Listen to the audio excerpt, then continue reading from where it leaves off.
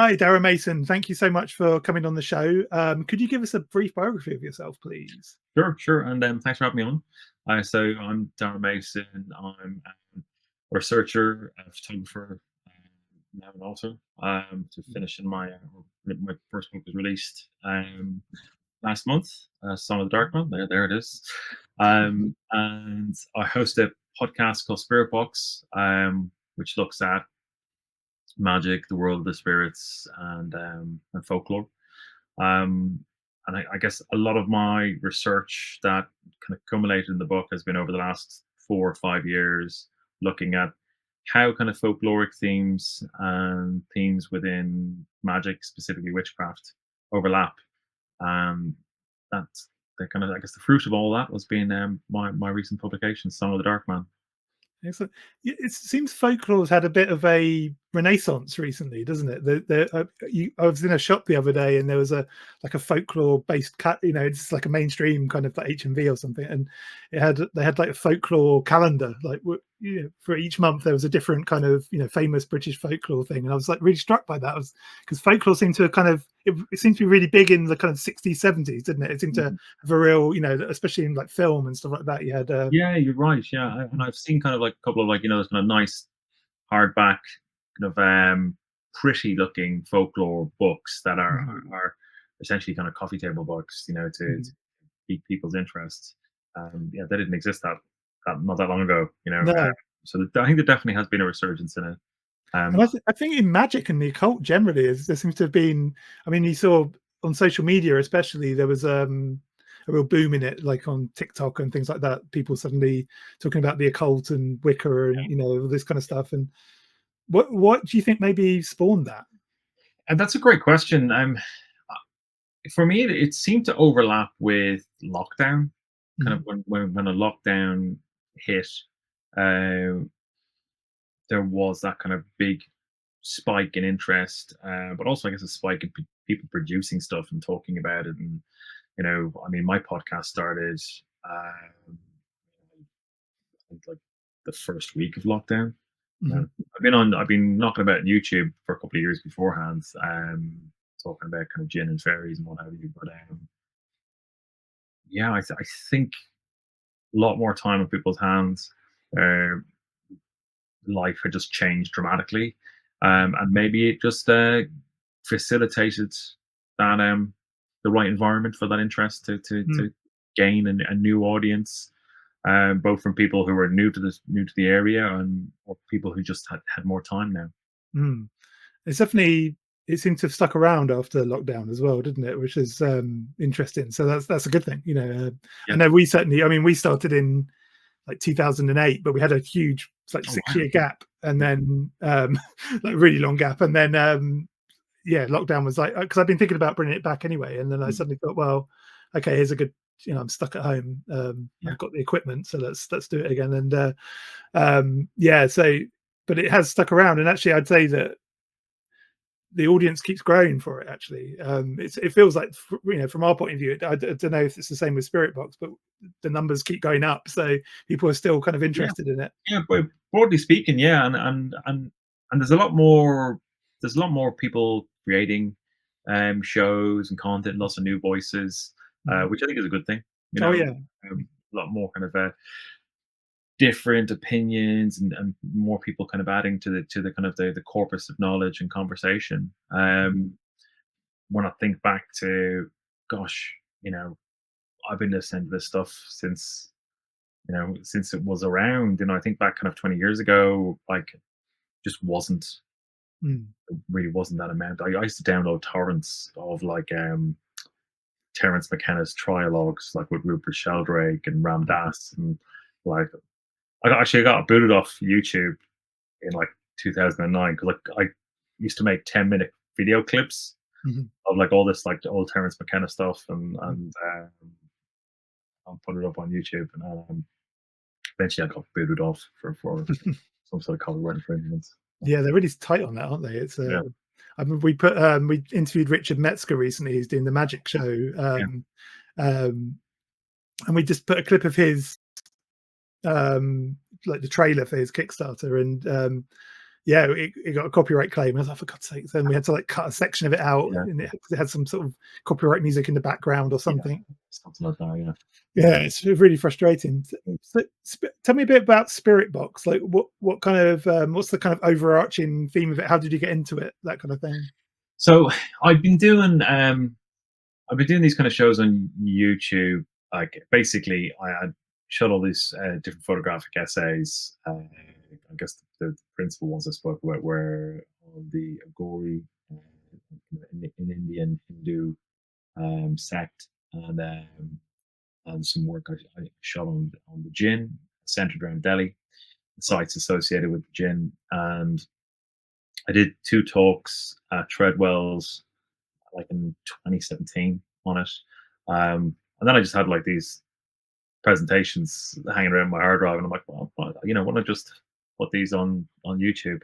And like I had been doing like Lightroom tutorials and stuff like that, just kind of knocking about, and so I put them up and kind of put just stuff I found interesting up about the gin, and then I had a couple of conversations with a friend of mine, Nathaniel Gillis, who's a really interesting researcher. And somebody put a comment up. It was actually him. He reminded me of the last time he was on Spirit Box. You know, somebody actually left a comment going, "You guys should make this into a podcast." Mm. And that was it, really. Kind of just Spirit Box was born. The first 10 shows were basically YouTube shows. You just the audio from YouTube, and that was it. I just started interviewing lots of people in the occult, quite broadly, and researchers into interesting areas of folklore and where these things crossed over, and then, yeah, it thankfully gained a bit of an audience, and going on 4.5 years now. Yeah, and you award nominated apparently.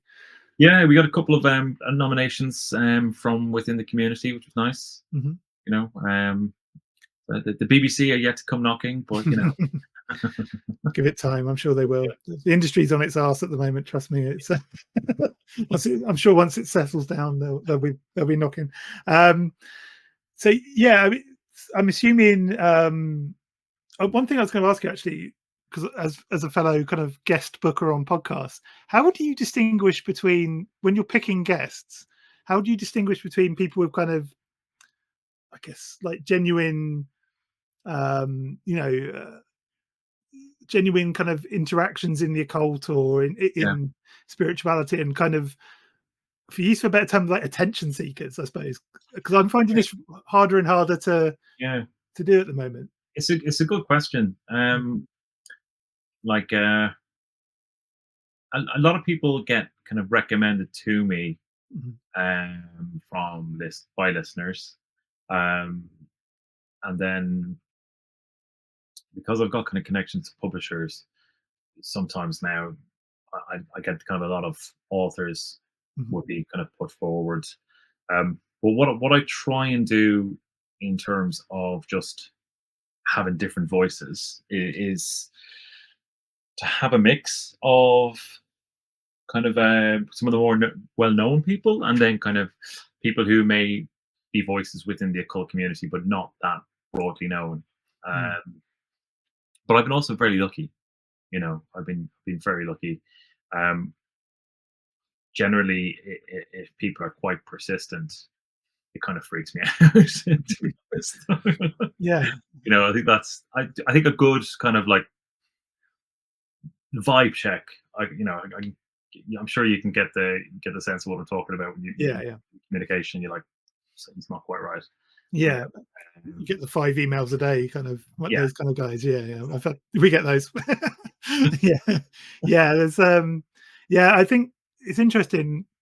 I found that through having kind of my own mystical experiences, for use of a better term, it made me a little bit more skeptical in some ways. Like, I yeah, don't know why. It was very strange. So I've become more and more, and I get accused of it quite a lot now in the comments on YouTube, for being a bit too skeptical at times. People yeah, are like, "Oh, are you know," people seem are you just interviewing this from a scientific perspective or something? It's like, no. I just think, I don't know Yeah. why, but I for some reason, and it almost kind of blocks to a degree some of the people I put on the show. And I'm starting to think maybe I should be a bit more open to, sort of remove my skepticism a bit. I don't know why. It's, or maybe it's cynicism. I don't know. It's strange, but it's Yeah. Yeah. It's a difficult thing to kind of get the right beat on, like um because you've got kind of you have a number of obligations, or you have a number of goals with the show, right? Mhm, It's like you want to make something that's interesting to the audience. mhm. You want to tell a good story. Um, you want it to be interesting to yourself as well, Yeah. because it's like you know none of us are here for the amazing array of benefits we get. Oh yeah. It's The wads we're of cash. yeah, yeah. We're here because we love it. And we're here because Mhm, it's a calling of some description to like I said, kind of add to mhm. the corpus of conversation, of knowledge out there, and that's that's very much how I see it. So I kind of, in a way, I have a lot of faith in the process to a degree. Mhm, I kind of trust my instinct to a degree. Um, and broadly speaking, it's been pretty fine. mhm. You know, um, I get yeah. Broadly speaking, it's been pretty fine. I mean, I'm actually trying to broaden the kind of the gamut of stuff that I talk about, and kind of have more kind of more conversations around folklore, and kind of like cryptozoology and all that kind of stuff. So there's kind of a bit more of array of topics that can be of interest. Yeah, Um, I'm trying to. I think they call it high strangeness these days, don't they? yeah, I'm yeah, trying to move more into that a little bit. But every time I try, a load of books come out, or I suddenly become interested in tantra. So I've been doing episodes on tantra recently, and um, yeah, I keep getting dragged back into the kind of occult thing. Whereas yeah. I'm also keen on other subjects as well. But I just I'm keep, very much yeah. the same with Mm. Satan's always circling around to kind of witchcraft in some description. Yeah. With, um, Weirdly, we haven't really covered. We had we've done a couple on traditional witchcraft, but we've never covered Wicca or anything. It's crazy. mm, Hundreds of yeah, episodes we haven't like ever really, and it's the same with the Golden Dawn. I keep saying it in episodes like we yeah, should. yeah, We've never covered the Golden Dawn, and it seems like mm, such an obvious thing. But maybe we just need someone to write a good book on it, and yeah, we'll have yeah. them on. Yeah. Mm. So one thing I noticed, I had a quick look at it, but I'm really interested in the kind of story behind the sigil engine. Like, could you tell us like what the Oh sigil yeah, engine is? And yeah. That's a was. So I've kind of even looked at that myself now.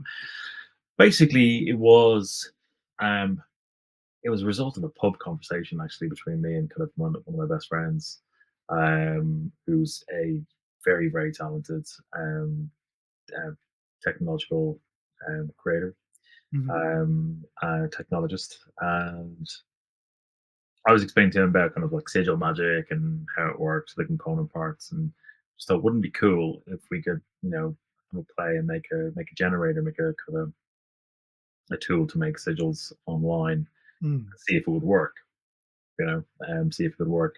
Um, and it was months in the making because it was kind of like done in between contracts and all that kind of stuff. Um, but what I wanted to do is to build something that could generate a sigil. Plenty of tools out there that do that. mhm, But kind of the differentiator was we wanted something that had a sense of experience. mhm, So what I wanted to do is something that felt magical, right? That felt like something was happening when you were interacting with the generator, with the mhm, sigil engine. And so that's kind of what we set out to do. mhm, So it's designed to be trying to kind of visually impactful, right? And quite simply put, you type in your intention into it. We even rebuilt the keyboard. We didn't build it with the app. We didn't build it with the device mm, default keyboard because we wanted the letters to be red at the same color, which is red and black, the whole thing. mhm, Um, which was a bit pedantic and added about 2 months to the project. Um, but yeah, we set it up, and when was that? I think it was like 2021 when I went out. I can't really recall, but just took off. Mm. I think it was part of that wave of kind of like lockdown, and kind of like someone picked it up on TikTok, and it blew up. I mean, we stopped counting at about 3 million Oh, sigils. wow. It just went crazy. One of the members of Blondie even shared it on Twitter. So we were touched by rock royalty. Was that Gary Lackman or? Oh God, I can't remember. Yeah, he's a cult writer, but a former member of Blondie. Was he in Blondie? Yeah, God, maybe it was him. Jeez, I don't know. yeah, yeah. He sort of pops up everywhere. Gary Lackman. Again, someone we haven't had on the I had show. no idea. I just thought he was like really well respected occult writer. Well, I think he'd prefer that. He gets quite irritated, I think, when people mention Blondie these days. But Yeah. yeah, but yeah, I mean, yeah, we've not had him on actually. He's yet another person we should probably have on at some point. But so, what was the kind of response to it? Like, Yeah, I mean, pretty positive. Kind of, I think it was like a lot of the kind of younger kids really got into it. Because they're kind of digital natives and playing around with it. Like, it divided people somewhat around kind of whether or not what was more potent, kind of traditional methods or digital methods. Um, but we had people send us incredible um, like testimonies, like cancer being cured, all kinds of stuff. Where they use the sigil engine to generate this stuff. I mean, the very first sigil that the mother sigil that was created, but the first sigil, hmm, which I typed in, it was like, let this project be a success, and hmm. it worked. Yeah. Yeah. So really, it was an experiment. That's it was like trying to do this experiment that was one part kind of artistic endeavor, and another part kind of just digital experiment, mixed with the occult. But we got covered by Vice, we got covered by Boing Boing. Oh, nice. Um, I mean, I think the Boing Boing article was like, internet occultists are trying to algorithmically change reality. I was like, you're really crediting us with way too much. you know, There's like a couple of dickheads with coding. It's like a probably more the benchmark. It sounds like a Boing Boing article. Yeah, they're cool though. I like Boing Boing. But yeah, so you've got a book out, The Dark Man, the Father of Witches, Lord of the Crossroads. Oh, Song of the Dark Man, sorry. Father of Witches, Lord of the Crossroads. Get it right the second time. And the first thing that struck me when I received the book from Inner Traditions, thanks to Manzanita. I always have to say thank you to Manzanita because she keeps us in all things. Manzanita, look after me, Manzanita does. um, yeah, I noticed that you have a friend of the show, Peter Mark Adams, wrote the introduction, and Yeah. we had him on recently to talk about. I always pronounce it wrong. Was it Misty? The Misty, is it? Misty? Yeah. yeah, the big purple. Yeah. Yeah. Yeah. So, how did Peter get involved, and what's your relationship with Peter? So Peter's has been on my show a few times, and I think it was after we stopped recording one show, we were just chatting for a bit, and he was telling me about his upcoming project, which at the time I think he was in draft with um, Sanctum of Kronos. Mm, So his excuse me, his book about the Hagia Sophia. yeah, Um, really good book. yeah, fabulous book. Mhm. Um, we were just chatting about that, and he was telling me about it, and kind of and just asked me kind of, what are you looking at the moment? And I was kind of I had two ideas kind of run around my head at the time. So one, I was thinking about kind of um, kind of a book of essays in photography, um, basically kind of an essay accompanying a photographic essay. I've been published in an anthology on travel and initiation. Mm, Um, it's called Wayfarer's Hearth. mm, And that was an interesting collection. I wrote about kind of my experiences photographing um, the story in Delhi related to the Jinn, Mm. of just everything went sideways. And so I was thinking about doing a kind of a collection like that, or focusing on this theme that kept coming up in my research all the time, which was the Dark Man. Mhm. And at the time, he was like, "Oh, you should look into Andrew Chumley's work," Mm. you know, and which I subsequently did. And about maybe close to a year later, I've been working with a psychic friend of mine who helped me kind of get through and understand kind of some of the stuff that kind of had happened to me in terms of experiences I was having, visions I was having of the Dark Man, which I kind of recount in the last chapter of the book. Mm. And I was um, I was walking home, um, and in the back of my mind, I was like, I need to get someone who's going to write the introduction for a book. Now, I'm quite methodical in how I approach things. So kind of I had like kind of a spreadsheets outlining kind of subjects, word Mm. counts, all this kind of stuff. So I'm very methodical in how I kind of structure things. And I was like, well, okay, how do I approach the introduction?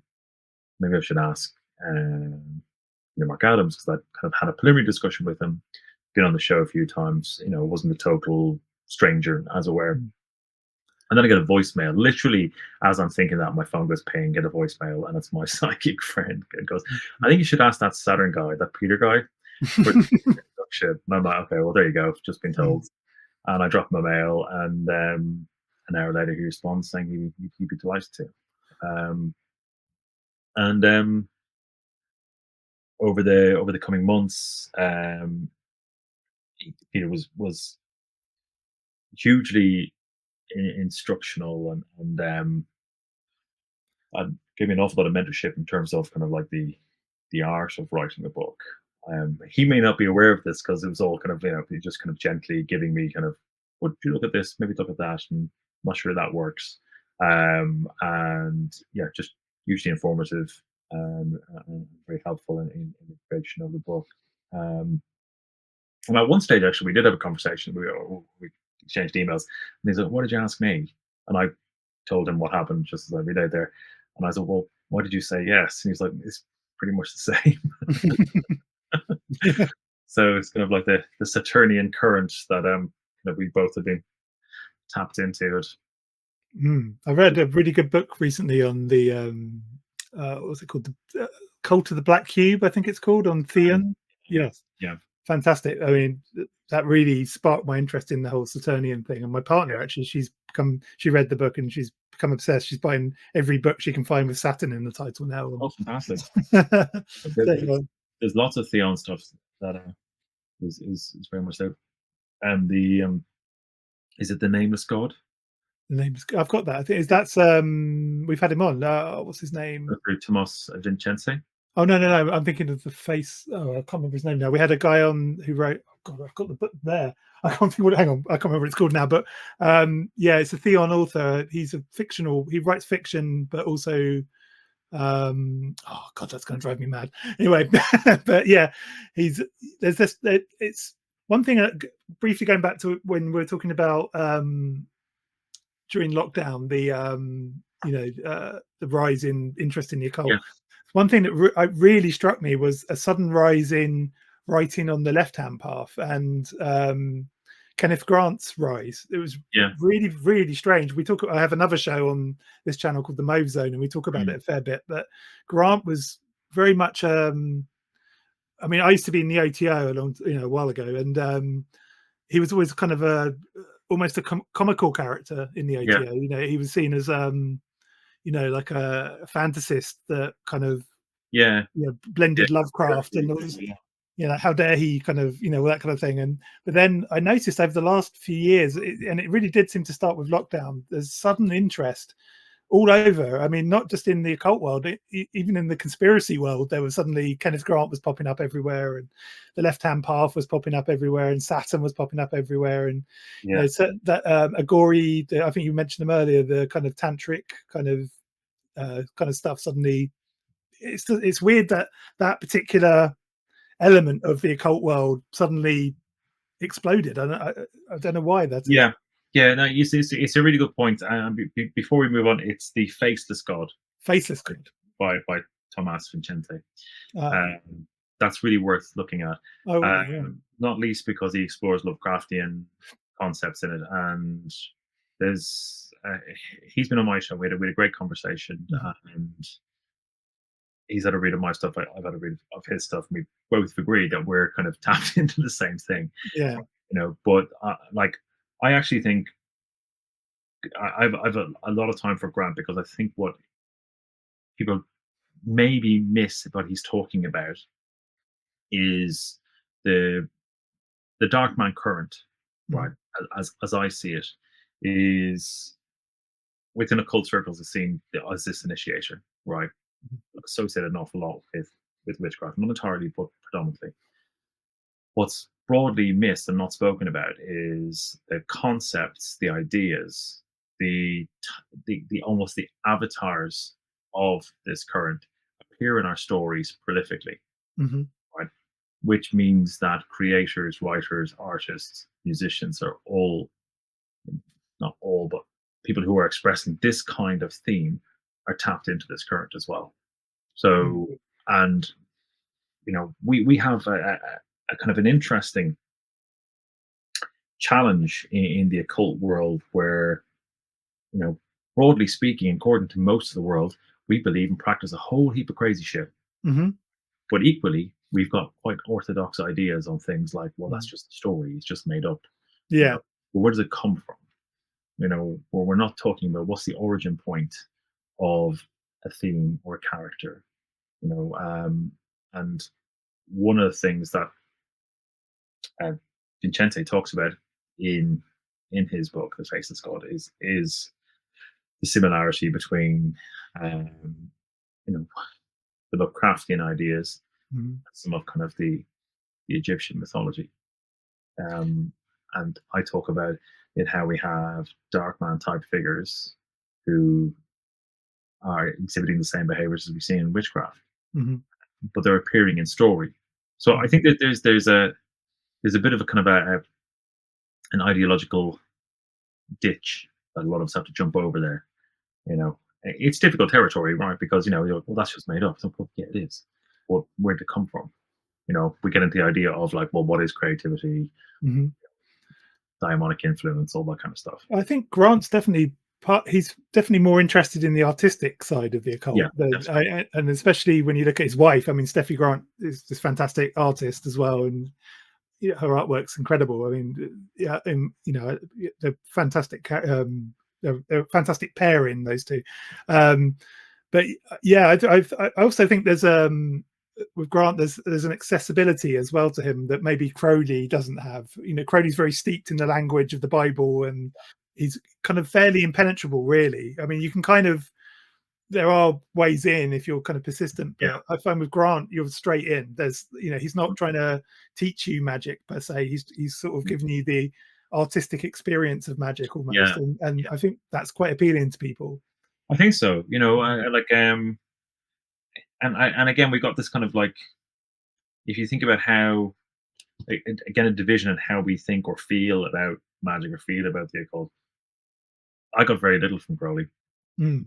Um, like everybody else, the first kind of magical books I picked up were Selenic, or about Crowley and what have you. And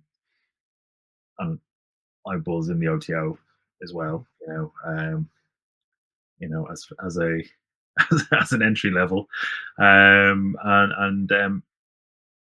it never really spoke to me.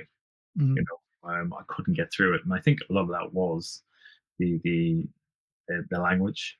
Like, Mhm. I'm dyslexic anyway, so right, that's going to be a little bit more of a ladder to climb at times. But the the symbolic language can coach straight into you. You can go straight. Mhm. Oh yeah, and all Um, the things like the occult blinds and things. I'm often where he kind of hides things within text, and yeah, only the initiated will really figure out what he actually means, and that all this kind of I'm finding with a lot. with Peter Gray, for example, is a great example. He doesn't really use as far as I can tell, he doesn't seem to use occult blinds. He doesn't. He's very to the point and very easy to. I Yeah. find quite penetrable.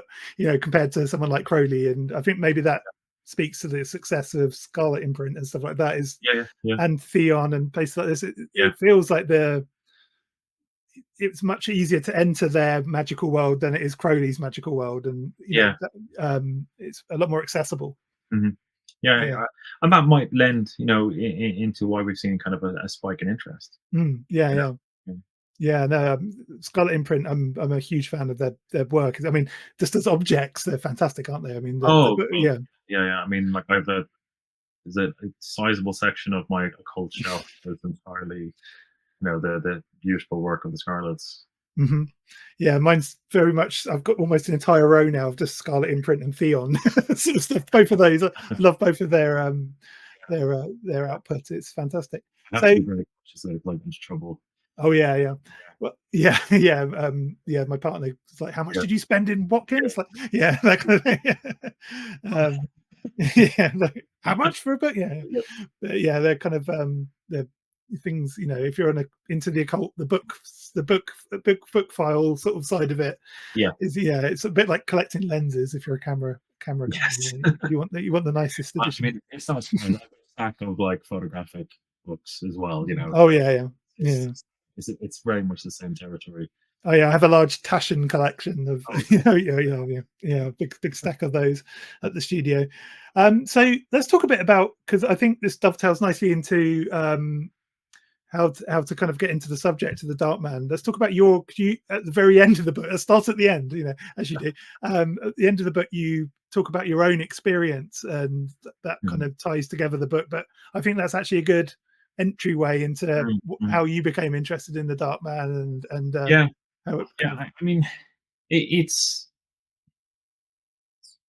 so when I first became kind of aware of the kind of the archetype. When I say archetype, I very much consider it a living archetype. Mhm, Um, we can, interchange these words, but I was looking at fairy lore and um, reading kind of like Lady Wilde's collection and lots of different anthologies on Irish fairy lore, and I kept noticing kind of this kind of like th- this dark figure that would intercept people on the road, right? mhm, And he'd be like the king of the fairies, he'd be the devil, the lord of the dead. Um, and I was doing a lot of research into trying to find out more about kind of this. I did a YouTube video, I think like 6 years ago or something called like the Dark Rider, and I was mhm, talking about this theme and fairy stories.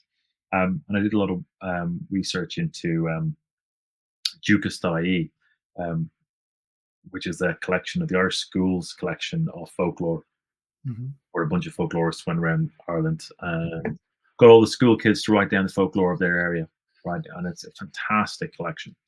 Um, and a lot of it is written in native Irish. Um, so I did a rough translation of what would the dark man or the black man mhm, um, be in Gaelic.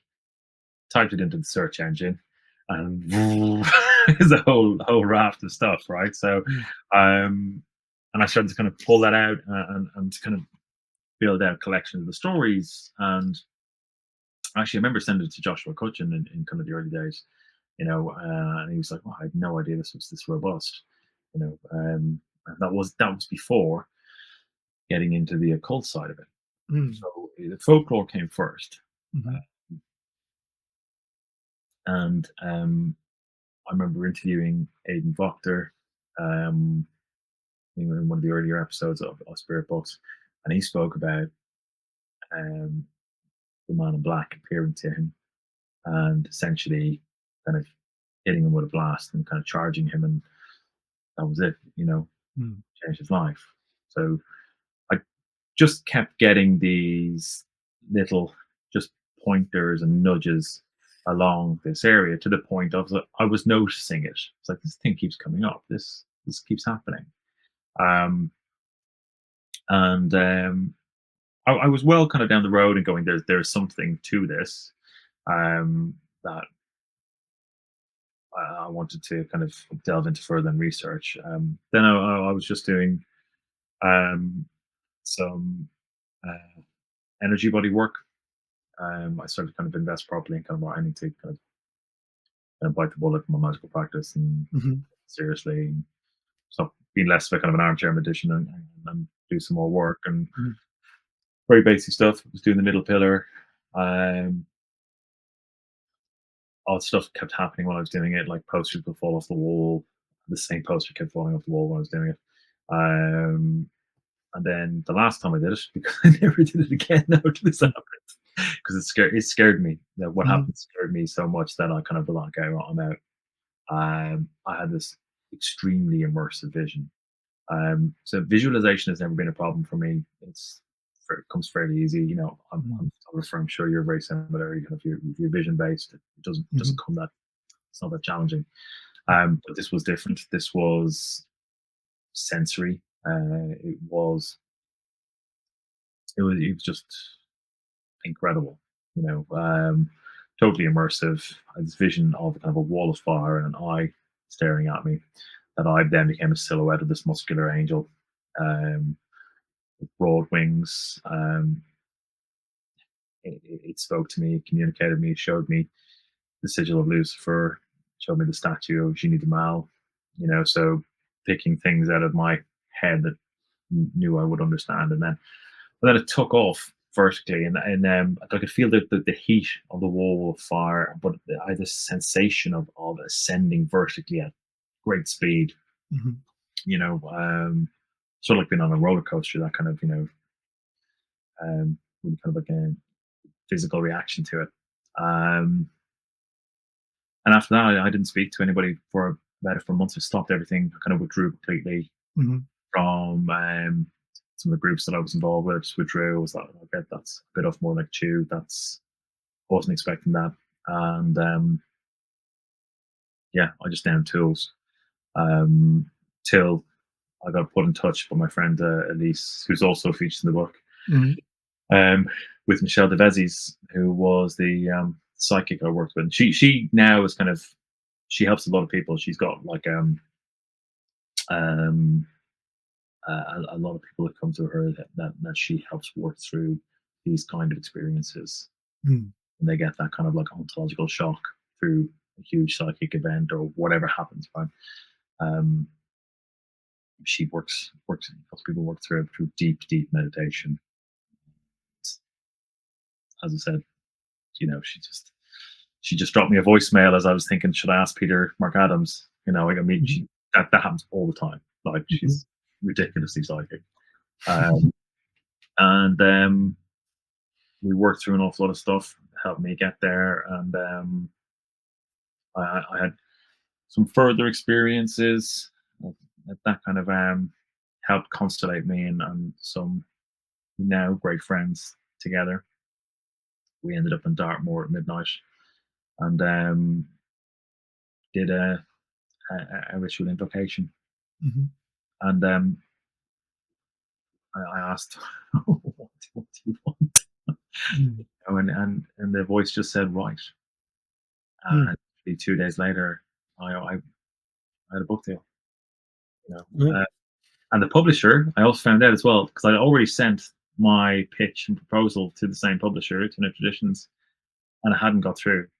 Mm. It Interesting. rejected, right? But yeah, just circumstances kind of fell in the right order, and that was on the Saturday, and then on the Monday morning, I was in a phone call to my now publisher.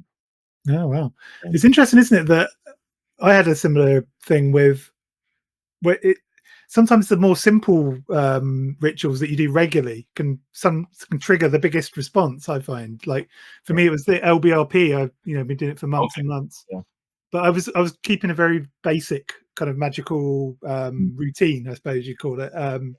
In the morning, I'd like meditate and mhm, do pranayama and the LBRP, and and then I remember having a particularly like what's the word I'm looking for, like it felt like a very good LBRP I'd done. I don't know why it felt different to the other ones I'd done, and Right. I had this experience the next morning. I've spoken about it before, but it's actually I sort of was lying on my bed, looked over and saw like an entity sat. I used to have my desk here, Yeah. literally here, and so the thing would have been sat where I am now, pretty much. It was just this childlike kind of thing, a bit Mhm. like the baby you see on the 2001 posters, and Okay. Yeah. Yeah. Yeah. but yeah, I had this insane experience, and I thought back, you read often about these people having experiences, and they're doing these grand rituals and grand kind of things, but often the most powerful experiences I've had have been from doing very basic kind of things, and yeah, I mean, like the middle pillar is, that's fairly early on in the Golden Dawn, 100%. Yeah. In fact, yeah. Elise, when I told Elise, she was like, "Only I know you, I would say you're full of shit." Mm, Like that is almost verbatim what she said to me. You know, but equally, like, and to kind of pull that thread a little bit, or around kind of when the big stuff happens. Sometimes I'll have an interesting show, mhm, um, where we're talking about the same thing, mhm, where two people are tapped into the same thing. And I go out after the show and have a cigarette in the garden, and I'll hear things mhm, like, because that conversation has kind of whipped up the energy and has mhm. just created the right circumstances for you know things to happen. Yeah, it's like it activates something, doesn't it? Yeah, Sometimes, yeah. It's interesting. So one of the things I really enjoyed about the book, because it's an area I don't know particularly well, is kind of the Irish folklore. yeah. And I'm going to murder these names. So I can pre-warn you. I'm terrible with names. It's like a meme on this show now. But is it the one that struck me? Could you tell sort of us about the story? Is it Finian? Am I right? And Finn McCool. The I'm probably mixing up some of the stories here. It was a chap that falls in love with a fairy, and the fairy gets taken away by the dark Yeah, man. yeah. That It's the story of Finn McCool. It's one of the Fenian myth. You're getting me confused now. yeah. It's one of it's one of the myths within the Fenian cycle. Mm, Right? So the Fenian cycle is about a kind of a group of these kind of noble warriors who are kind of similar to the Knights of the Round Table. They're all kind of highly skilled. They have to kind of do a a series of kind of like remarkable feats to become one of the Fianna. Um, but the stories kind of the the earliest compilation of Fenian stories is found in An Column na Seanracha, which is, it kind of roughly translates as colloquially of old men or of the ancients. mhm, And that text is made up of three manuscripts, two from the 15th century, those being the Book of Lishmore and Laud, 610, and a third is from Killiney in County Dublin, dated from the 17th century.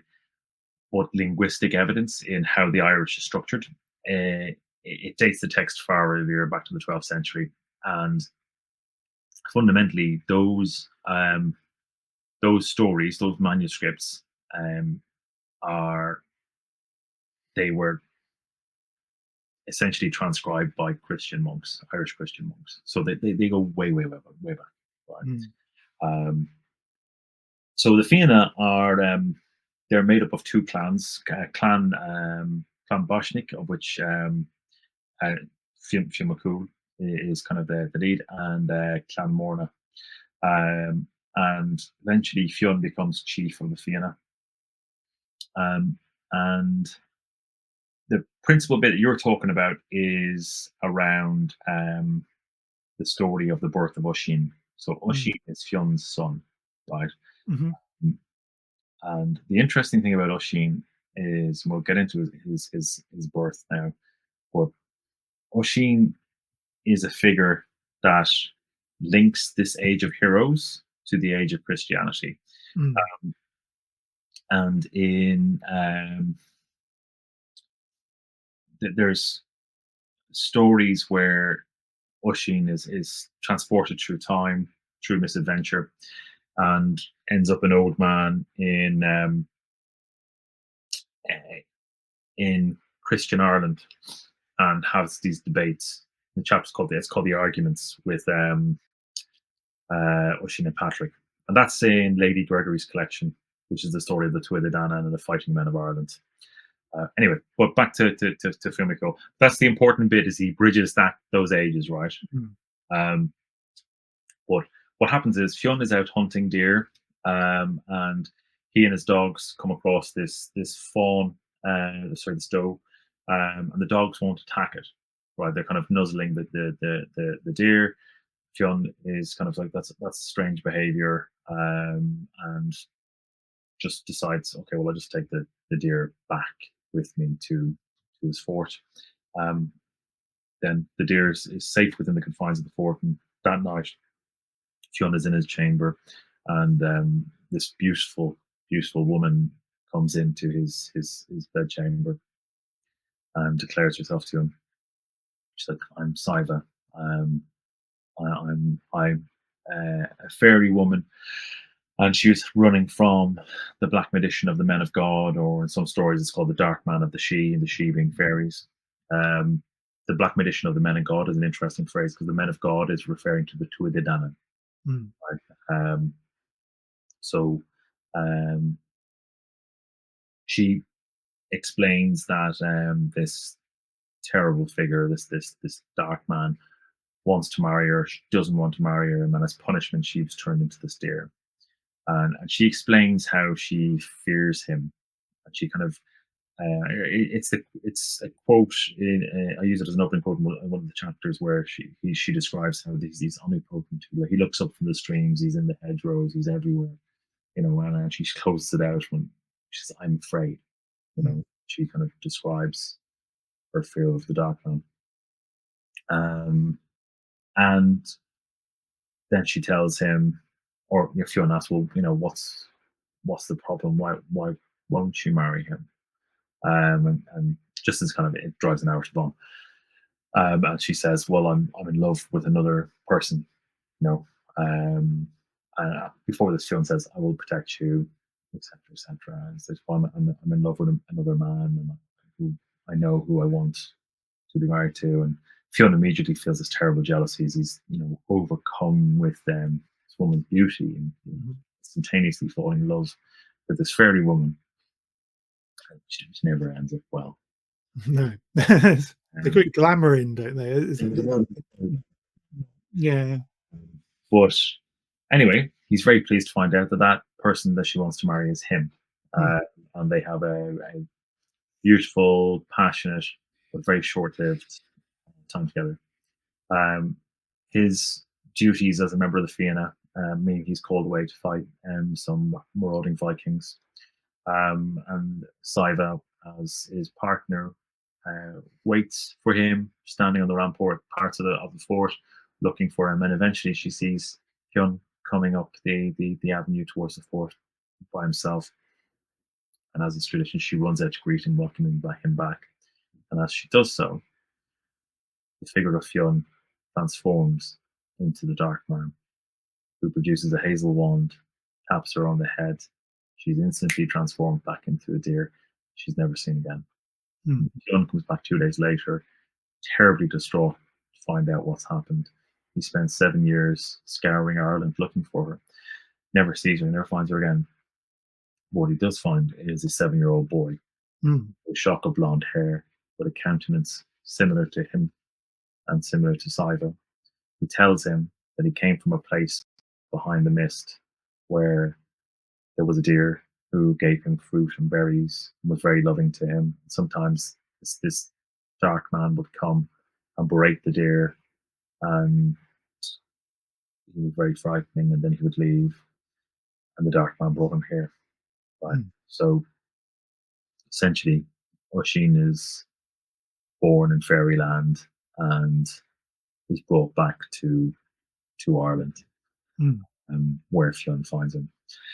The name Oisin means little deer or little fawn. And interestingly, we have the theme of fairy woman transformed into a deer in relation to these kind to challenging or dark spirits occurs um, three times of note in kind of the broad corpus of these manuscripts. Um, so Oisin's conception goes back to at least the 12th century in a couple of marginal quatrains in the Book of Leinster. Oisin's mother was there called Darragh, not Cybele, and was in the form of a deer when he was conceived, which is a slightly different angle of things. Um, but we have the pattern of fairy woman as deer. So first off, we have I think it is in the Cloaky of Ancients, Coilche MacRonan and um, and I think it's Coilche MacRonan and John, or it might be Coilche MacRonan himself, are tricked into coming to the Lord of the Dead's fort kingdom in the other world Mm. by following a deer, again hunting a deer, but it's actually Lady Mal, who is this spirit woman, um, who was sent to trick them purposely to do so, to bring them to the Lord of the Dead's kingdom Mm. in the form of a deer. Now, the Lord of the Dead is an individual named Don Dove.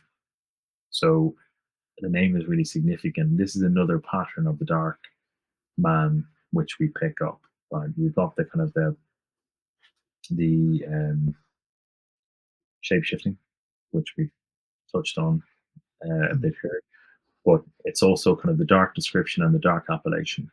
So dove means black. Mm.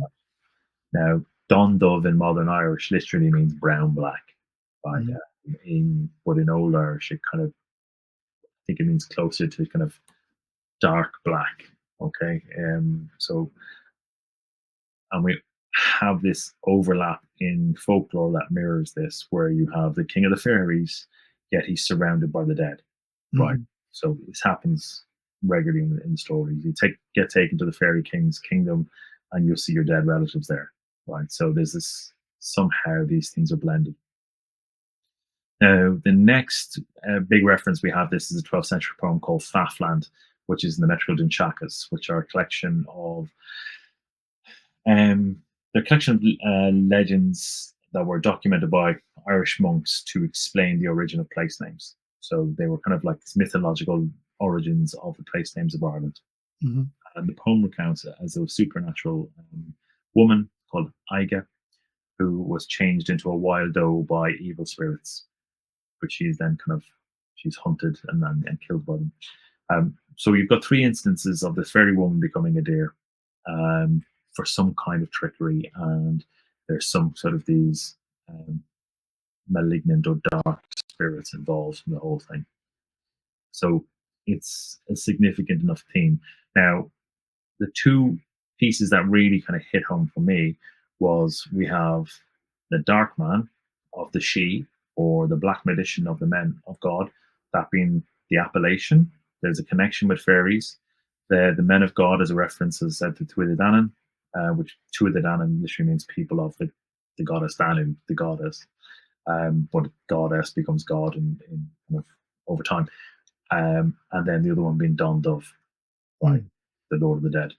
Right, so we have the same appellation and essentially the same thing happening in repetition. And there's a trick in there as well. Now, what hit me like a ton of bricks was when I was reading through um, the Confessions of Isabel Gowdy, um, and she describes her experience with the devil. She describes him as a great meckle, um, rough man, right? This great big man. And sometimes he would have boots or shoes on. Sometimes his feet were still his feet, but forked and cloven. And sometimes he would be like a deer or a ray, right? And ray was an archaic word for a roe deer.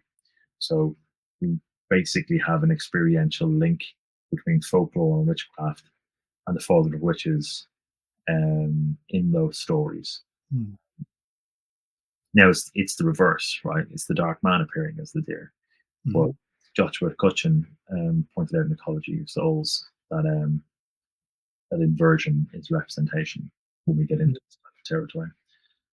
So we have this kind of remarkable bridge between the folklore and mythology and the experience of the witches. And there's multiple accounts, with particularly in the kind of the Scottish database of witch trials. Um, Very much the same stuff. Now, Isabel Gowdy's is probably the most, um, I don't know, I guess it's the most kind of punchy, right? Mm. It's extremely garish and kind of sensationalist. Um, Yeah, yeah, yeah. And what was interesting with her was that there were quite a few interviews with her, essentially, or like testimonies with her, and we didn't find out. I think it was with her, we didn't find out how whether she was actually put to death, or so she was an interesting character. One thing that really struck me actually when you were just talking there about like the cloven hooves and things like that, um, the Irish Hellfire Club. Have you ever? Do you know the myth of the? been there, They're playing cards, and mm, a man comes and joins them, and one of them drops something on the floor, looks to the floor, and sees yeah, a man with cloven hoof. I yeah, suddenly thought, oh, that's a very dark manish kind of appearance. 100%. And particularly because it's gambling, Hmm. right? So there's in his stories. So there's kind of the pattern that I spoke to. There's kind of other elements to it. One of them is this kind of like there's this interceptor trickster element Hmm. to it, right? You see this in the stories where there's some kind of game, right? And there's a wager. So sometimes it's a race. It's like, Hmm. there's a dark rider who appears. He's got some sort of kind of gentry finery on, or maybe he's ragged, but he's in these black rags. But the horse looks very sick, and doesn't look like he can carry him. And he wagers, something for a race. So, well, I'll give you this bag of gold in exchange for, something really, really challenging, your soul, your firstborn, whatever it is. But yeah, I'm on this terrible nag, and then the race starts, and find out that nag's the fastest horse, and all that kind of these moral plays that play out in these stories. There's always this trickster element to it, so it really doesn't surprise me. It's a great call, actually. That story about the Hellfire Club playing cards, someone drops a card, and they look down, they see the hooves. It's Mm. exactly the type of story. So Yeah. always kind of like that kind of like curtain pull, and Hmm. that kind of the reversal moment. And the interesting thing about this stuff is that as I've been on a kind of a bunch of like shows in America where they're looking at this stuff through a Christian lens, and the Hmm. question is like, is this evil? Mm. Um, and my kind of argument as to kind of why it's not is a you know we're talking about human morality there to royal spirits. It's just it, it's not a transferable conversation. Um, but more kind of digestible and more kind of immediate is look at the stories, look at what happens in the folklore. Mm. He makes moral challenges. Is that the why would if something was the evil, why would it bother? Why Yeah. would it bother pointing out kind of moral failings in people, lack of character, or not really knowing what you stand for, or if you stand for something that's entirely transient and materialistic and of little real value, you know, beyond something that's sensory. That kind of also brings me back to a conversation I had with Nicholas Schreck, um, yeah, former Satanist. But we did an episode with him on kind of the history of Satan, and I think, well, obviously the character of Satan changes in the lexicon of Christianity. The original version of Satan was a devout servant of God who was sent to Earth to test people and Exactly. to test their character, test their worthiness. Yeah. And again, I was thinking that's very similar to some of these stories in the Dark Man, but you feel like their moral character is being kind of tested a lot of the time. And Exactly. yeah, Yeah. yeah, That's exactly it. And equally, like within Islam, there are some Sufi ideas around Iblis that yeah, are that the reason that he refused to bow to Adam, and cause this schism in heaven, is that he's the ultimate monotheist. He won't bow to anything other than Allah. Mhm. That's you know there's complexities to this all the time. But um, going back to kind of some of the clues in the stories, we mentioned it. I mentioned the pattern. We've got shape shifting. We've got the trickster interceptor. The interceptor being that kind of broken journey. We have shape shifting. Um, we have the composite being, so it is part human, part animal. And we've got sex and sexual interest in human beings. So like those are kind of the strongest. There's more themes there, but those are kind of the most prevalent that kind of jump Mhm. out in the body of work I went through. He's a bit of a horny old goat, isn't he, the Dark Man? He's Yeah. lascivious. There's no doubt about it. Yeah, yeah, he seems to, enjoy the company of wenches and and sort of, He's mm, not shy. no. Yeah. Yeah, he reminds there's I can't remember which story it is in the book. There's one where it really reminded have you seen the film The Witch before? Yes. Yeah. The Black is it Black Phillip? Is that the name of the character in I it think there? it's Black Phillip. Yeah. Yeah, Yeah. Yeah. Yeah. and there seems to the that kind of character seems to be very, it seems to communicate a lot with women, doesn't it?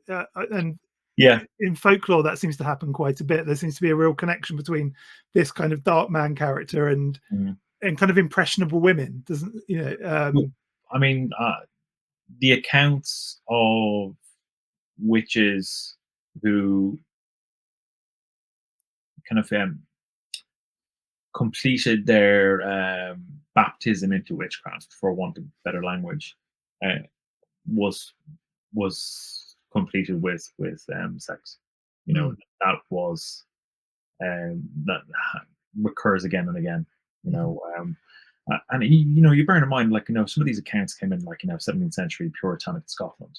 mhm, And Isabel Gowdy is talking about this horned man, or half man, half beast, with an immense penis, you know, um, bedding witch after witch, who were all in ecstasy, and then equally beating them afterwards. It's like, oh, not afterwards, but the same trial. So this would have been kind of like hugely transgressional stuff. mhm. I mean, it still has power today, but she's not the only one. Yeah, There's literally dozens of such graphic accounts. Dozens. yeah, it is interesting. I love the story in the book of the, chap that he kind of gets tricked into going to the home of, a kind of dark man character and, Demi um, Nolan. yeah, Yeah, the one that he gets asked to tell him a story. I got no think it story to tell. Yeah, yeah, yeah, yeah, yeah, that was, I think one of my favorite of the myths in the book. It was yeah. yeah. It's a brilliant one, and the the reason I put that one in, there was like out of this the two kind of dark man stories that I pull in as kind of part of the fairy folklore are from Lady Wilde's collection. Um, There's another one in there that's kind of far more dramatic, that involves kind of like flying to Paris, Mhm, like this kind of overtly kind of magical witchy kind of scenario. But the reason I pulled that one out is, and you've probably picked up on it, is that it gives the moral play in mhm, it, right? And so his journey is intercepted. He's fantasizing about going to the market, selling his cows, and then essentially spending his money on whiskey and women. That's basically what he wants to do. Um, and his journey gets intercepted, and he ends up in this lord's house. mm, It's the kind of the king of the fairies slash lord of the dead, and he's wined and dined, and he dances, and he's a great time, and then he's asked to tell a story, and he doesn't have a story to tell, and that not having a story to tell is that indication you have no depth. You've got mm, nothing to recount. You've got no human experience. Tell us about the pain and joy in your heart. mm. You couldn't, and the penalty for that is death. And he's dragged out by three of the um, three of the men in the Devil's Pay, and he can't break their grip to an open grave. Where they attempt to throw him in the grave, and somehow he manages to grab a hazel wand.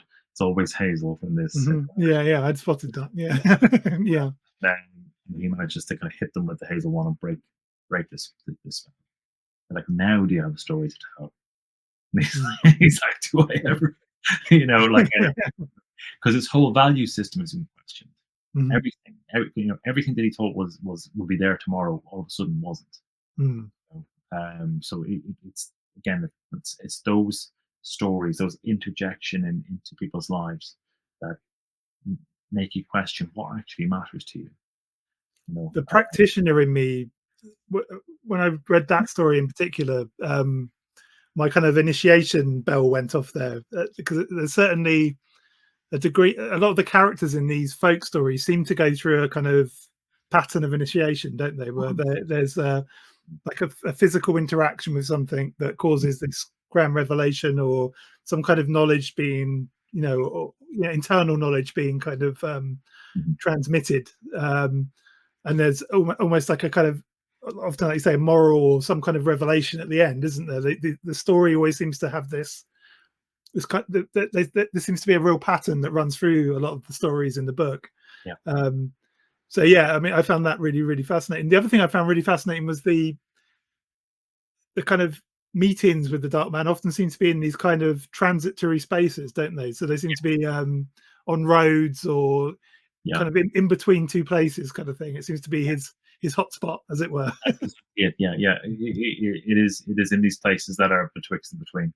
Mm, There it's always borderlands. yeah, It's neither here nor there. And it's again, it's exactly the same in the folklore as it is in kind of the witchcraft accounts, and indeed modern accounts. mhm. It's along the road, it's the intersected journey. You Yeah, know, it's like the devil at the crossroads kind of thing, isn't yeah, it? It's that kind of thing. One thing in the book that really, you sort of touch on it fairly briefly in the book, where you talk about kind of the sort of demonic source of creativity. This idea that somehow the Dark Man can inspire, create. I mean, to a degree, it happened with you, yeah, with this book. And but one thing, again, we were talking about Grant earlier. And I think one of Grant's kind of fascinations with Lovecraft is this idea, because Lovecraft himself claimed to not be an occultist and to not be interested in the occult. yeah, But Grant's sort of take on it is, well, you don't have to be an occultist to be an occultist. You'd have to sort of, identify as an occultist to be an occultist. And these kind of, these ideas come to you from somewhere, they're kind yeah. of transmitted, and they certainly feel like they've been transmitted to Lovecraft. Yeah, all the authors. I very much kind of, I agree with that, Mm, and that's kind of why, you know I'm kind of a pains to say it in the start of the book that, like, it's, the book has the title like Father of Witches, but the Dark Man's children are not just the witches, they're the storytellers. mhm, um, because they're the ones that are playing out the thematic content, or the kind of protagonist figures, the embodiment of these dark characters that turn up in our stories mm, again and again, or in our music, or in our art. They're the vehicles for that, mm, and it's it's kind of just these parallel streams where we have that kind of, through our daemons, the dark man current plays out mm, in creativity, but there's a parallel, very different experience that is almost kind of more direct in a way, where it's kind of face to face initiation. mm. Um, they're both. I mean, they're both difficult. I'm kind of I say in the book, that kind of like the creative world is littered with the bodies of artists. Oh yeah, yeah. You know, these things take a toll. Oh yeah. I was struck by thinking of Lovecraft. There's a character that kind of reoccurs in his book called Nyarlathotep, and he's a dark man character, 100%. embodied. Yeah, He sort of appears. I think in the early books, he doesn't speak or say anything, but he just sort of appears as this kind of dark, dark man. Literally this kind yeah. of dark outline of a man. And Thomas Vincenze speaks to him, yeah, quite a lot in Faceless God. yeah, yeah. And there's apparently the way he received that character, he had a dream about a friend of his going to a fair, and um, he was sort of walking towards the fair, and this friend comes up to him and says something like, beware this. There's this fantastical character in this tent. He's like a sort of showman in the dream, and he says like, beware Nyarlathotep, and it's like this really powerful dream to Lovecraft, and he sort of keeps bringing him back. So it was obviously a kind of meaningful Yeah, character to Lovecraft to keep bringing him back like that, and it obviously had some. To me, that really feels like a kind of transmission of some sort, like yeah, like a someone was placing that character deliberately in his mind to spread out into fiction and to the to the wider world, like you say in the yeah. book, kind of thing. It's a fantastic example of what I'm talking Mm. about. Mhm. I should use that in the book. Yeah. One of the other stories I really enjoyed. Again, I'm going to murder this name. I think it's Aisha. It's an Islamic. Aisha Kandisha. Yes. Yeah, Can you talk about that? That yeah. really, I was like, wow, this is a fantastic. Well, to give a bit of background, so one of the points I kind of make about we talk about the idea of like fire in the blood, right? Mhm, Um, like why certain people may gravitate towards this stuff or may not. And I pull the thread in a kind of a concept of witch blood, right? But without getting into that too much, I kind of intimate that kind of that some of the kind of the reason why individuals have certain abilities or capabilities and some don't, maybe to do with some non-human ancestry. So, without getting too woo-woo, mhm, we have this theme come up continually in in in Irish folklore, in Arabic folklore. It's fairly kind of consistent around the world. In fact, Oisin, and one of the things that I found kind of remarkable about Oisin's story is again he has these debates with Saint Patrick. Oisin is half fairy, so we have Irish monks writing a dialogue that is actually very fair to Oisin, who is half fairy, debating with um, the, the patron saint of Ireland. Right. So that's if you really kind of stand back and look at that coldly, that's a very weird thing to be able to kind of hold in one's head, right, as a concept, mhm, right? So don't think it was that alien to the kind of the early medieval mind as a concept. Now, equally, Aisha Kandisha is one of the examples that when I look at this, and it's really talking about kind of sexual interest in human beings from these kinds of spirits. mhm, Um, Aisha Kandisha is um, this figure that is predominant in Morocco, but in other parts of North Africa. She's this beautiful jinn mhm, who is also kind of a composite being. So from the waist down has kind of like horse's legs or donkey's legs, this kind of thing. But she's extraordinarily beautiful, and there were said to be at one time 35,000 men in Morocco married to her, and by married to her, they were possessed by her, mhm, possessed by love for her. So once Aish Kandisha like looked at a man and he caught her gaze, that was it. He was gone. Right. mhm, So they were kind of love crazy. and people will be seeing him in Tangiers and kind of other areas and in kind of in North Africa, kind of walking around, kind of besotted by a Ishkandisha, and they would never look at a human woman again.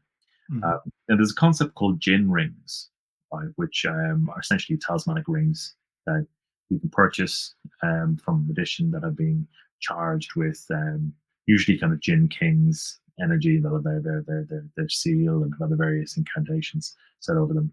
Um, but there's a specific ring that can be purchased um, called a Aisha Kandisha ring, which is generally for women who want to essentially capture the man who they desire to have him fall for them, like you would for Aisha Kandisha.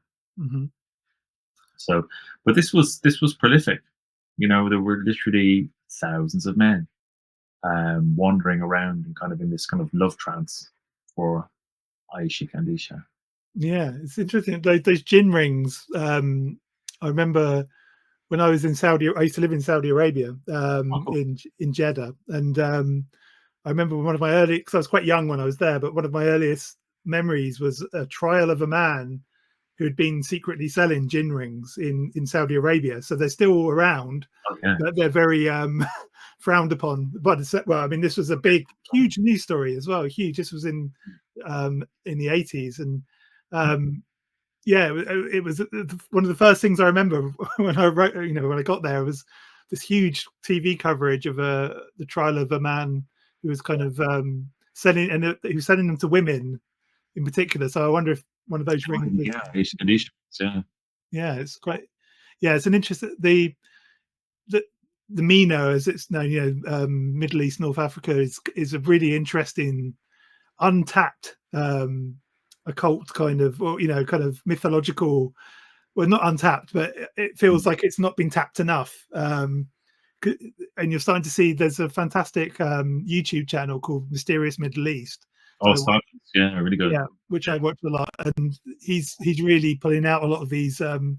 stuff that you'd only find if you were in the area, kind of thing. Yeah. Sort Yeah. of on the street, as it were. And yeah, I'm really fascinated with the kind of folklore of that area as well. Legends of the Probably, Fire Spirits by Robert Liebling is superb. oh, Really, really. what was that called again? Legends of the Fire Spirits. Oh, okay, I Yeah, have to really, check really that good. out. Yeah.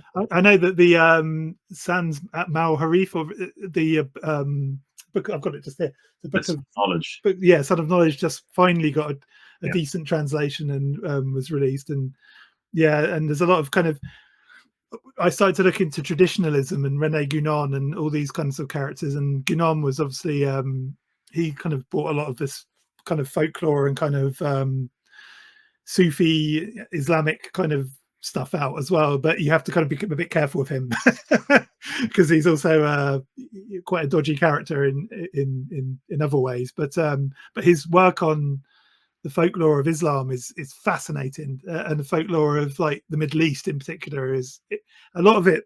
When I was reading your book, because I've been reading a lot of that, as much of that as I Mm. can, really there's a lot of resonance there. There might Oh, be, it's huge amounts, like mm, the parallels between kind of Jin lore and fairy lore. mm, mhm, Um, like, like broadly things like like the she Giha, mhm, the fairy wind, or the Giha she, um, which is how the fairies will travel, and then the Jinn are said to travel in the wind. There's association with treasure. mhm, Um, there's even down to kind of very niche stuff. Like I had I read an example of like a lower middle class Korean habit of uttering this kind of blessing when throwing dirty water out of a house or cleaning a house, to kind of basically say, "Look out, there's dirty water coming," right? mm, Um, and I found a newspaper article from the Western People, which is a newspaper based in County Mayo in Ireland, um, speaking to the exact same thing, but in Irish, saying that when someone was throwing dirty water out of their cabin in Ireland, would say kind of like, look out, ishka salaka chat, like there's dirty water coming. So mm, they wouldn't accidentally poured over some of the good folk, you know. Mm. And one woman did, and her face was turned backwards to the Oh, back, wow. you know, this kind of thing, like, or we struck blind and, you know, I always thought prep- there must be some kind of these myths and these kind of folklores. There must be some kernel of truth in them. That's what fascinates me about them. They don't just come out of nowhere. Like there's yeah, obviously there's some kind of meat on the bone there, and it's just trying to. Obviously, they get kind of there's a Chinese whispers kind of yeah. aspect to it. Where they kind of grow and grow and grow. But I'd love to kind of know what these kind of original kernels were that kind of Well, I totally get what you're talking about there, and Mm. I think that there's two aspects that interest me to it. One, I think we're talking about something that is a human universal that we're Mhm. talking about through the we're talking about and we're describing through the prism of local culture and local Mhm. landscape. You know, fairies in Ireland don't wear turbans. You know, Jinn in Arabia do. Because Mhm. that's the lexicon. That's the symbolic and cultural lexicon of the area, and I think that's a factor, right? You Mhm. know, It's like they get filtered through the local culture kind of thing. Yeah. exactly, exactly. The second bit, though, I think ties with the resurgence in this stuff and the kernel of truth, right? Mhm. I think ties into kind of what you said at the start of the show around this resurgence, this period of resurgence, and in all honesty, I think some of this resurgence is to do with that we're returning to an enchanted world. Mhm. Yeah, there's a reconnection going on, isn't there? Yeah. It's interesting because you've seen this huge rise in even in like the wellness kind of communities are huge now. I mean, people going on kind of retreats and getting back to nature a lot, and kind of there seems to be this kind of real as we kind of technologically progress at huge leaps and bounds. There's almost this human reaction that seems to be happening where we're kind of trying to like there's an instinctual reaction to kind of go back to this kind of more nature based kind Yeah, of a craving for nature, almost a craving for a connection to nature is kind of yeah, yeah, yeah. yeah, and like that very strongly came across when I was writing my book. Mhm. And has been kind of for the last kind of 4 years for me. Like, and when I talk about it in the book, particularly when I was talking to Peter and Alcestis, of like directly having communication go, this digital world isn't for you, Yeah. and step back from it, which I have done. Mhm. And I think I've been the better for it, like, but without kind of laboring the point about social media, etc., etc. Mhm. It's not news, uh, but like even down to specific things around like what materials I wear. Mhm. It's all verified personal analysis, but equally it's very specific around natural materials, the type of food you have, what you're exposed to, has all been kind of important for some reason. Um, I can hypothesize as to what those reasons are, like, but they were prevalent enough and important enough for them to come through. Um, and my overall kind of life has not been kind of hasn't deteriorated because of them. It's generally improved, but it's specifically in that area of like uh, taking pause from kind of like the relentless excitement of kind of like hurtling to this technological future, Mhm. um, which like I've quite a strong technological background, Mhm. like sigil engine, etc. Right, Yeah. but it's it's worthy of reflection. Mhm. We are constantly kind of fed this idea of like, um, towards the future, it'll get better, it'll get better, it'll get better, and we're making it better, and look at how exciting it is, and we're you know we're we're progressing. Mhm. You know, I think it's entirely reasonable to query um, that concept in its entirety. Mm. Are we progressing? Are our lives better? And Mm. you know, I'm just saying, pose the Mm. question. Like, in certain areas they are, but there's a lot of areas where they're not. No, Uh, I mean, CCRU looked at this, didn't they? The accelerationism. mm, I don't know if you know much about them. They were a group of academics out of Warwick who sort of somehow managed to start this research unit called the CCRU, where they were kind of looking at kind of like originally they were almost like an art project, but right, then something happened to one of the members, this guy called Nick Land, who something happened, and he writes a book called The Dark Enlightenment, and the idea of the Dark Enlightenment is essentially, to sort of distill down, is that there needs to be this connection between humans and technology, and um, he sort of goes in a very dark to a very very dark place with it, and he seems, it's the same as the traditionalists. Actually, they both seem to be obsessed with this idea of sort of blowing everything up yeah, and bringing about a kind of feudalistic future, and it's really kind of scary. So whenever I think of, after mm, reading about the CCRU, it's kind of really made me, because I'm a bit of a technology nerd. I mean, you can't really do a podcast and not be a technology nerd yeah, to a degree, but yeah, I I've been thinking a lot about that idea of kind of technology being this not such a great thing all the time. It certainly has brought some incredible yeah, yeah, advances, but it, 100%. Yeah, yeah.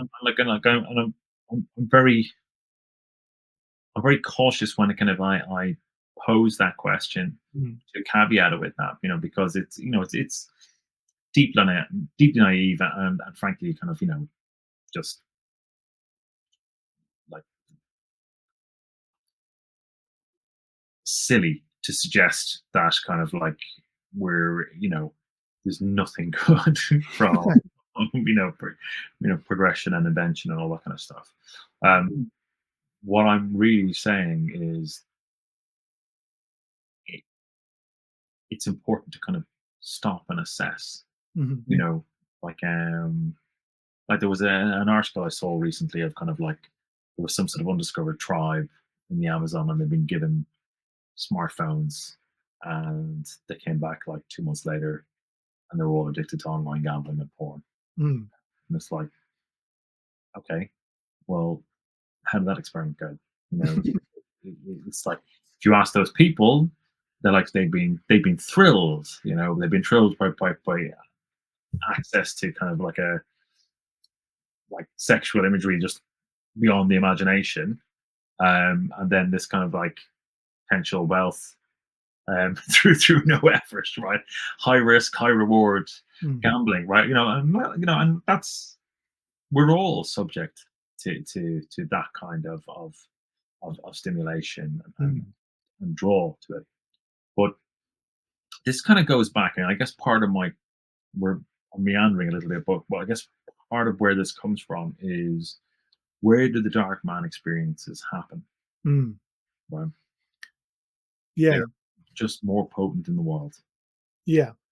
And actually, that brings me to one of the story. 'Cause at the end of the book, you kind of bring in people like experiencers, for use of a better term. And one of them really struck me because it really resonated with me. Actually, it's one of the girls, or the women rather, in the book, who she says that she has this experience and it completely changes her perception of reality. I think it was the Glastonbury tour, Yeah, and I actually remember listening to that episode as well, and it having the same. But she says that when you realize, when you see something from from the other world, or like you see an entity or whatever it was, it completely flips your reality. It completely flips the way that you I was talking earlier about being cynical, but it was that experience that made me sort of cynical in a way, because when I saw the real deal, as it were, Yeah. it kind of does it flips this kind of it Yeah. does something to you. It rewires, because there's Yeah. always that part of you at the back of your mind that thinks, oh, maybe it's just all in, like Lon Duquette says, it's all in your head. You just have no idea how big your head is. But at the Mm. same time, Crowley, when he's talking about Iwas, for example, he's He's not very talking. clear. He's very clear there. This is an external thing. Yeah, exactly. So Yeah. I found that. I mean, maybe we could speak to that, as because I think that was a really powerful part of the book, actually. And That's Jesse's chapter. Yeah. yeah. Essentially, and she's just been on the Modern Fairy podcast, Okay. Modern Fairy podcast, which is a fabulous show. And but essentially, she and a friend climbed. They wanted to go up to the tour. I think it was to see the sunrise. Hmm. Um, and they were told it'll take you 3 hours to get there. But they didn't realize the 3 hours meant to go through the labyrinth in its entirety and then ascend the tour. So they set off very wee hours in the morning, and we're up there like inside like 45 minutes on top of the tour. They're American tourists, aren't That's they? right. Yeah. Yeah, that's right. Yeah.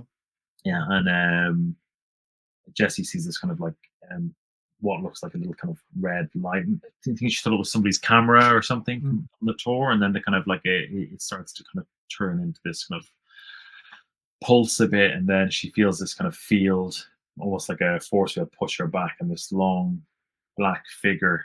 Initially, she thought it was like a bin bag flapping in the wind, and then it became this long, like 9 foot figure. And she went through kind of a whole array of emotions.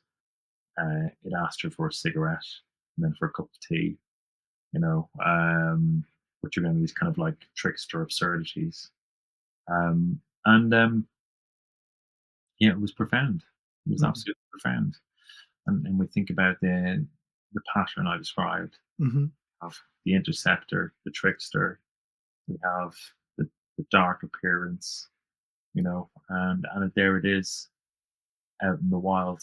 And of course, Hmm. Gwyneth Nude, the Welsh kind of Lord of the Underworld, is associated as the kind of the king under the mound Mm. as well. So One thing that she, really struck me about that story as well was she says later that she kind of wants to, she almost misses the experience and wants to see him again. Yeah. reconnect. Yeah, and Yeah. that's really interesting, because Mm, that's something again I resonate with. Like mm, at first you have this like visceral fear, or kind mm. of it's so unusual that what happens, that it kind of, Yeah, like I said, it flips a switch and you're like, oh god, it's like a fight or flight kicks in. But it's an then once you ontological. process it, yeah, yeah, that was a really fascinating Mm, section of that story anyway. mm. Yeah. Anyway, this has been great. I don't want to keep you forever, but I highly recommend people read this book. I really, really enjoyed it. I'm going to read Oh, it again, actually. What do you have coming up aside from more Spirit Box episodes? yeah, I mean, not a lot really. It's just more spirit box. I've got a couple of creative ideas that are kind of very nascent at the moment. Mhm. Um, we'll see when I get possessed by my daemon next. See what happens. Excellent. Well, I've really enjoyed this. We should definitely, because we live so nearby as well, we should definitely Yeah, that'd be great. do some more of these. But Yeah, yeah, excellent. Thank you so much. pleasure. Thank you for having me on.